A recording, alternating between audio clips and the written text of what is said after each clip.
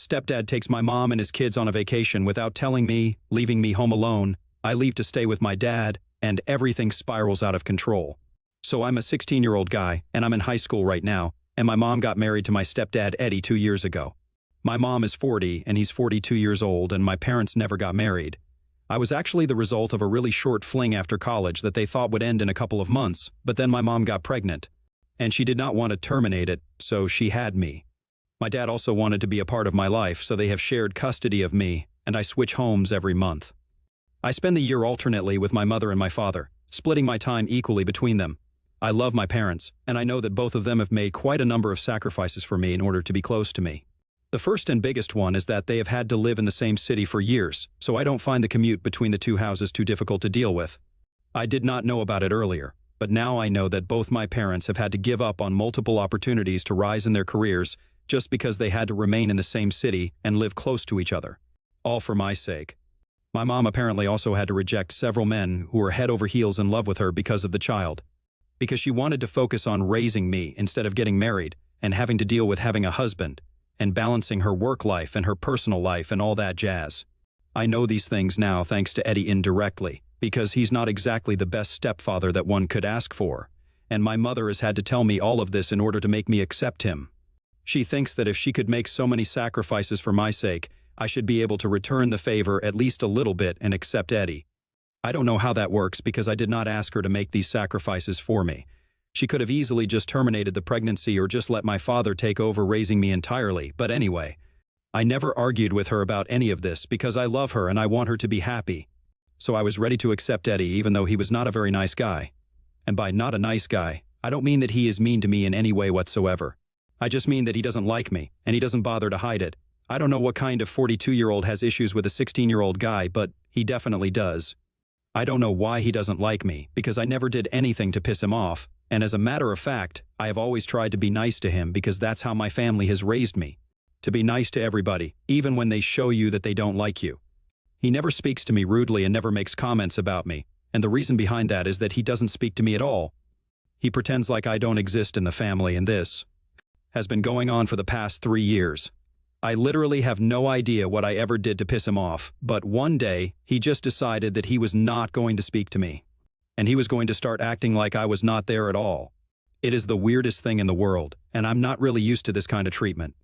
It's like he's giving me the cold shoulder for something, but I don't know what it is. So I can't even fix my behavior, because I don't even know what his problem with me is. My mother says that that's just the way he is. He does not have a problem with me, but he doesn't necessarily like me either. However, I feel like if you don't like somebody, there should at least be a reason for it. Especially when you're 42 and the other person is literally just 16. I guess it has something to do with the dynamics of me being my mother's first child or whatever, I don't even know. But the bottom line is that he does not like me, and he has made it very obvious. Earlier, we used to get on okay, and the first couple of times that he came home, he would interact with me and ask me all sorts of questions about my life, and I would be very polite and answer him. But after one visit, he just decided that he was not going to speak to me. It was very random, and I did not understand why he did that. At the time, I did not question it because I thought maybe he had just forgotten to say hi to me or whatever. But then it happened so many times it became hard to ignore, so I even asked my mother if I had done something to make him angry because he was acting like I was not there in the house. And he would turn his face away every time I entered the living room or any room that he was in. And she did not tell me anything about it. She just said that he was trying to wrap his head around the fact that now he would have to deal with me being there all the time. And maybe he was just not used to it because, before this, he had only dated women who did not have kids. I found that hard to believe because he himself had 2 kids. He had 2 sons, one was 15 and the other was 12. Their mother had passed away in an accident after the younger sibling was born. Also, it was not true that I would be there all the time because, as I had mentioned above, I used to go to my dad's house to live with him every other month. But anyway, a few months passed that way, and eventually I just accepted the fact that this was how he was and he was not going to speak to me anymore. After a year of being in a relationship, he proposed to my mother, and they got married a few months later. After their marriage, Eddie moved into the house with his kids. Before that, I had only met his children a couple of times, and even they had been taught by their father not to speak to me. It was just so crazy, and I don't even know how I dealt with that for so long, for years as a matter of fact. Before getting married, Eddie and my mother used to live separately because Eddie's mother was really sick, and she used to live with them. But after they got married, he decided to move her in with his sister so she would be able to take care of her. And he moved in with my mom, into our house with his children. I don't know if any of you guys have ever experienced this, but it's really not easy to live in the same house with a bunch of people who won't talk to you and pretend that you don't even exist. But I had to put up with that, and it made me feel really bad because I felt like I was a criminal of some sort, judging by the way they treated me. And the worst part was that I never got to find out what I did wrong in the first place. I still have no idea, but at least I'm not living with them anymore, so it doesn't matter anyway. Years passed, and their behavior did not change, even though I got used to it. I was already used to Eddie not speaking to me whenever he would come over to visit my mother, which was quite frequent. And after they got married, I got used to him and his kids living in the same house with me and not speaking to me. Every time I would go to my mother's place, I would have to prepare myself mentally to only talk to my mother for the next couple of weeks. She was the only person who would speak to me in that house, and everybody else pretended like I was not there, like I was invisible. It was hurtful, but I did want to spend time with my mother, so I had to deal with it because I knew that she was not going to talk to Eddie about it. Trust me, I had tried to convince her innumerable times to talk to him about it and get to the bottom of this, or at least try to solve it, but she told me that she had already spoken to him about it. And there were a couple of personal reasons that she could not disclose to me, which is why he refused to acknowledge my existence in the house. And she could not do anything about it because she understood where he was coming from, and she also understood why I felt bad about it, but I would just have to suck it up and deal with it. If I tried to argue with her and stand up for myself, she would get all emotional and tell me that I was being ungrateful because I was overlooking the fact that she had made so many sacrifices for me. So I could surely just give Eddie a pass for behaving with me the way that he did and just deal with it for her sake. I wanted to fight with her, but I did not want to hurt her feelings. I never even told my father about any of this because I knew that if he got to find out about it, he would be very upset and would definitely drag my mother for this. They were very different people and had very different ideas on how to bring me up. So they kept having little arguments and fights. But I knew that something this huge would probably lead to my father filing for full custody or something extreme. I did not want to stir up drama, so I avoided telling him and pretended that everything was fine with my mother and her new family. Eddie and my mother had been together for 1 year before they got married, and it has been 2 years since they have been living together, so I have been putting up with this sort of behavior for 3 years now.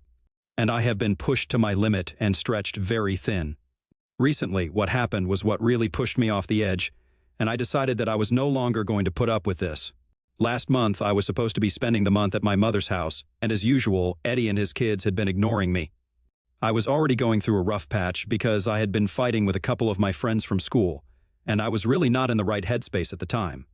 So about 2 weeks ago, when I woke up one morning and I realized that the house was absolutely empty, I started losing my mind over it.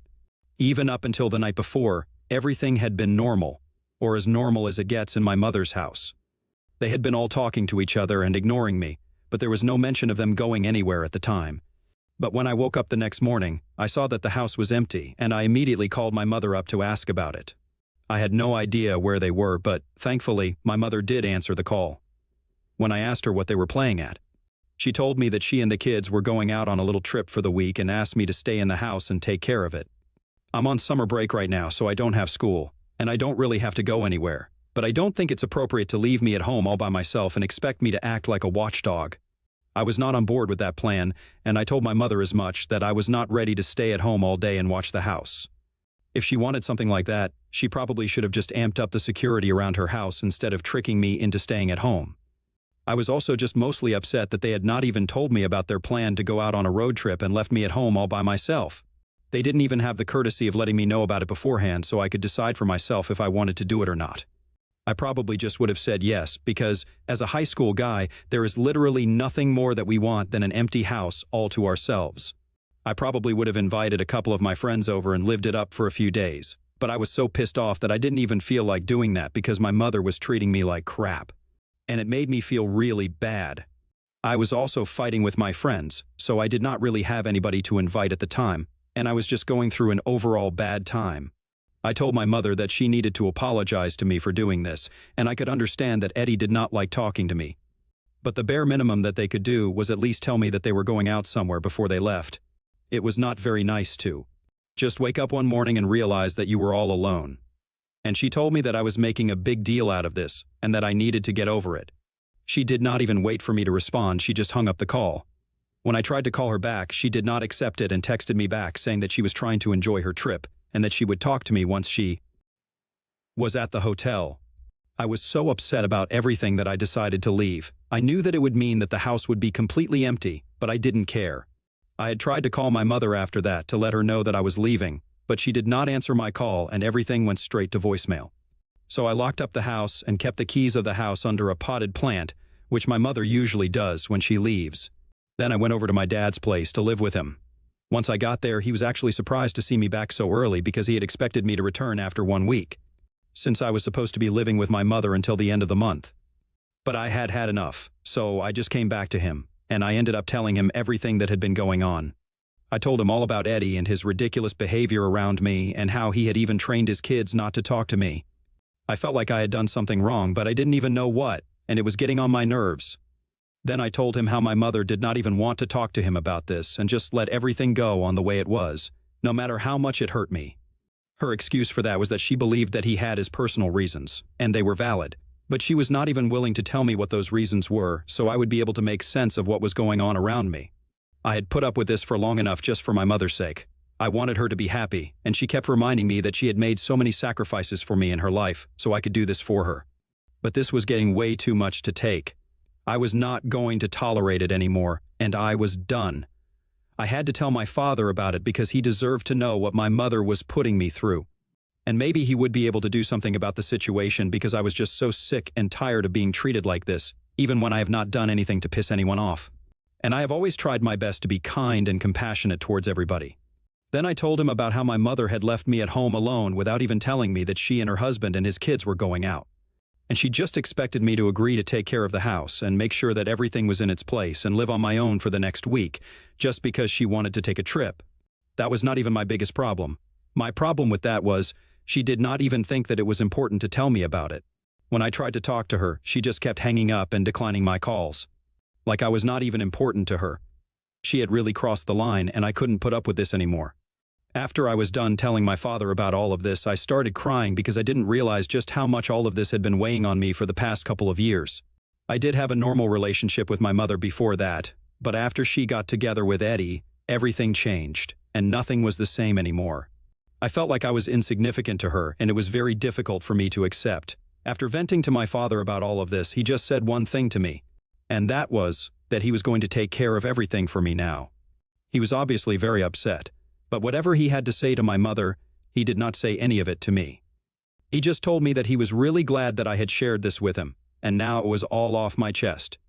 He told me that I was going to be living with him, and if I wanted to go back to my mother, that was my choice, but he would not suggest doing that to me.